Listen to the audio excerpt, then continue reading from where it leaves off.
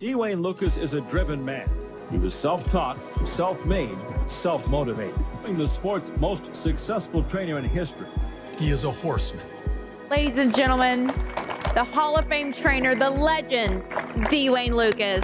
I really don't look back and wonder what I could have done maybe different. I don't know if I'd change anything. I never worked for anybody. I just started out with a pony and I taught him to lay down and bow and do all that stuff. I will say this, I really watched some of the great ones. I took what I liked about what they were doing and made my own decisions on my horses.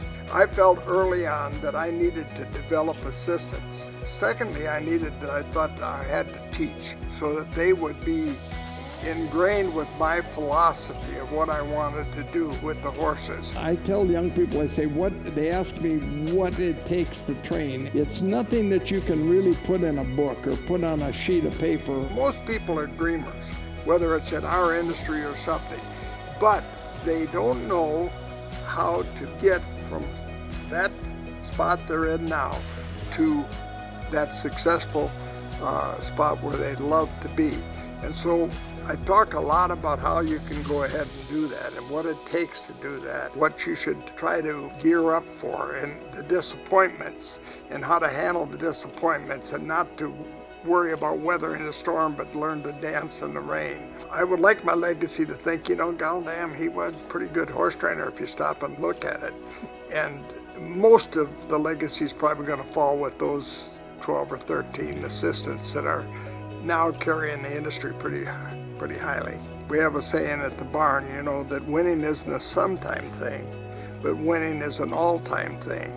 We don't do things right some of the time, we do things right all of the time. Only you could pull off breaking a horse's maiden in a grade 3 and earn 50 points towards the Kentucky Oaks.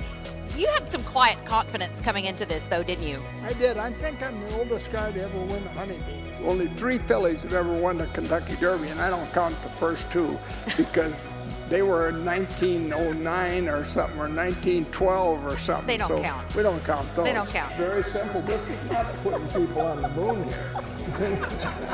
Those 4 derbies are every trainer's dream. Ironically, they were my reality. Every time he wins a race, he takes a child into the winner's circle to get their picture taken, creating a new fan. How did that tradition start? I don't know. About 45 years ago or so, I started down and I saw all those kids along the rail and they're getting so excited to be there, and I just started gathering them up. You are an absolute fan favorite, still to this day, and have been for decades and decades. There you go, right on that old age stuff. If you have a passion for something, you eliminate the excuses. My wife, when I would say something some mornings, I'm training her on life or anything, she would jot it down. I didn't realize that. And then one day I looked up and I said, what are all these papers in this folder? And she said, those are your quotes. I was very careful in my book not to list 4 Kentucky Derbies because I didn't want that. I wanted to give a philosophy of life, simple things like if people say unkind things about you, live your life in such a manner that nobody will believe them. Guess what the name of the book is? Lucasisms. Sermon on the Mount.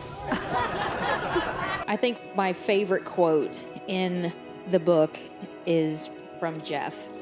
To the world, you may be but one person, but to one person, you may be the world. That's one of my favorites.